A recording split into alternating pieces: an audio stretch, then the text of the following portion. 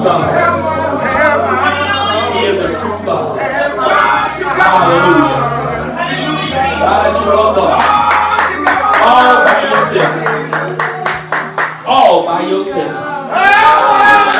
All by yourself. Yes. Yes. Yes, God. Yes, God. Yes, God. Yes, God. Praise the Lord God. Hallelujah. Hallelujah. Yes, God. Loose. Let it go, let it go, let it go. Let go of the hurt. Let go of the pain. Glory. I give you my everything. Be ye happy. Yes, God. Count it all joy. I have to have you. Yes, God. I give you everything, God. Hallelujah. Yes, God. All of me. All of me. All of me. All of me.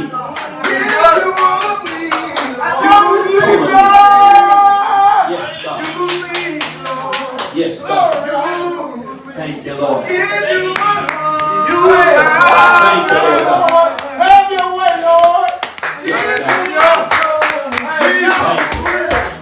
Hallelujah. We thank God for His presence. We thank God for His anointing. We thank God for the power of His Holy Spirit. Amen. We're not going to stop. We're going to continue to flow. Amen. Amen. But we're going to go into the Word of God. Amen. Amen. That's the only thing that's going to save us. Amen. Praise is good. Worship is good. But the Word of God is where it is. Amen. Amen. So let's go to our Bibles. Amen. I won't be before you long. Amen. We're going to go over to 1 Samuel chapter 17. Samuel. 1 Samuel 17. Back in the day. Amen. Amen. Wonderful Jesus. Oh. Wonderful. 1 Samuel 17. David and Goliath. Samuel 17. Yes, ma'am. Yes, sir. Amen. Samuel. Amen. 17 book. My God. We're going to be at 1 Samuel 17. We're going to read just verse 26.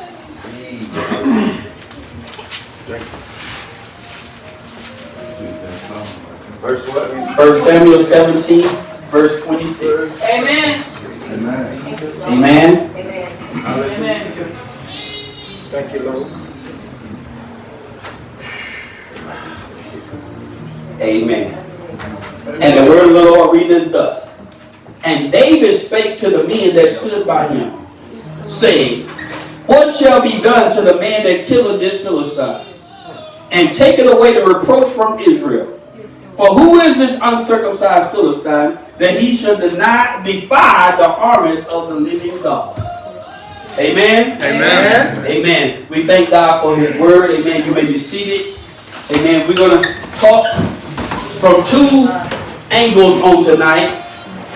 The first angle is facing your giant. Hey, come on. Facing your giant. Come on. And the undercurrent of that is defeating the enemy. Facing your giant, and the undercurrent of that is defeating the enemy. I know somebody already talked that, but we're gonna lay it on out. Amen. Amen. So we know the story. Amen. For those of you that don't, amen, we know that David was anointed to be king. Amen.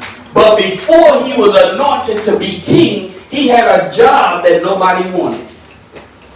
He hung out in the pasture. Amen. He was set aside and pushed aside by his family. Amen. David had 7 other brothers, but we find that when Samuel came to anoint the man that God had told him to anoint, he went to Jesse's house only to find 7.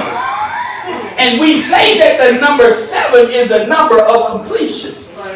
But we also know that the number 8 is the number of new beginning. Amen. Amen. So on tonight, there's a new beginning for some of you. Thank you, Jesus. There's a new beginning right now in the spirit by the living God. Amen. Amen. And so when Samuel got there, he began to look at the sons of Jesse. Amen. And as he began to look at the sons of Jesse, he looked at the first one and he was like, surely this man is the king. But how many know that it ain't what it looks like? Amen. Thank you, It Jesus. ain't always what it looks like. Amen. Sometimes we make wrong choices and wrong decisions because we went on based on how it looked.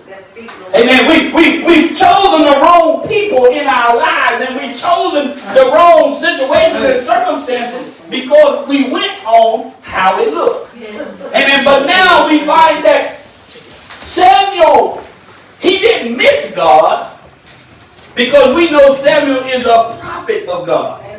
We know that Samuel is a man that heard God. And he heard God in the midst of chaos. So in the midst of chaos, you got to be able to know that you hear God. Come on, Jesus. Because Samuel was brought up in a house that was going contrary to the will of God. Come on, Amen. Jesus. We're going to walk it out, but Samuel was brought up in the house of Eli. Eli was a priest. He had two sons that was doing everything in the house of God, and Eli did not correct them. Amen. But what happened is that there was a woman that wanted a child. Her name was Hannah. She was barren because God was holding the seed for an appointed time. Y'all will catch that in a minute. He was holding the seed for an appointed time because Hannah was birthing Eli's replacement. Amen. So sometimes we need help because God is putting us in a place to replace somebody else that's not doing what they're called to do. Amen. They're not doing what they're supposed to do. They're in a position, but they're not prostrate. Come on here, Holy Ghost. Amen. Meaning that they're holding a space, but they have no anointing with it. Come on here. Come on. So God was preparing Eli to be replaced by Samuel. So when God began to speak to Samuel, he didn't go by the way of Eli. Come on here. Come on. He went directly to Samuel. So this is how I know that Samuel did not waver when he heard God. Because the Bible says none of his words fell to the ground. Come on. Because what he heard, that's what he spoke. What he saw is what he did. All because God was leading and speaking to him. So when he got to Jesse's house and he got ready to pour the oil wouldn't flow. Amen. Everybody that looked like, everybody that act like, everybody that talked like is none of his. Amen. So the oil wouldn't flow. Because that's not who God had appointed. And a lot of times people will say that Samuel missed God, but I say Samuel didn't miss God. Samuel was acting out on his emotions. Because see, what problem was, he was comparing what he saw to what he knew. A lot of times we compare what we see to what we know. Come on, Jesus. And that's how we get tangled up. Amen. That's how we get twisted up. Because what we're looking at, we're not looking at it because we're reflecting back on our emotions. Come on here. So when Samuel began to go in and he began to anoint, the oil and flow, and then the next one came. God said that wasn't it. The next one came. God said that wasn't it. All 7 sons came and stood before Samuel and the oil didn't flow. Your word. Come on. Hallelujah. But because Samuel knew that he heard God. And see, that was a trick of the enemy. God told Samuel to go to the house of Jesse and anoint Jesse's son. But the devil tried to make it seem like that was all of them. Come on, Jesus. There was one in the text. The devil made it seem like Samuel missed God because all the sons had came forth. But Samuel said, I know I heard God. Amen. I know what God said. So is there another?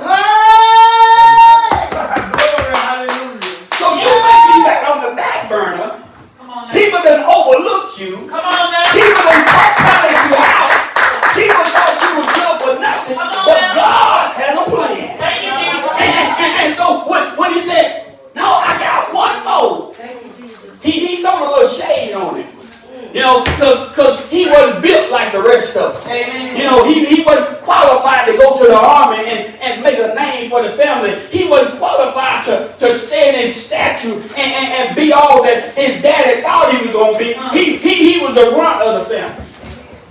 In other words, he was the black sheep of the family. Yes. Amen. But what other people counted out, God had counted in. God had counted them in. Amen. Because he said, now Samuel said, we're not going to sit down That's how we feel. until he get here. But look at how he switched it. Just like that. Thank you, Jesus. They didn't count him in, they counted him out, but God counted him in. And when God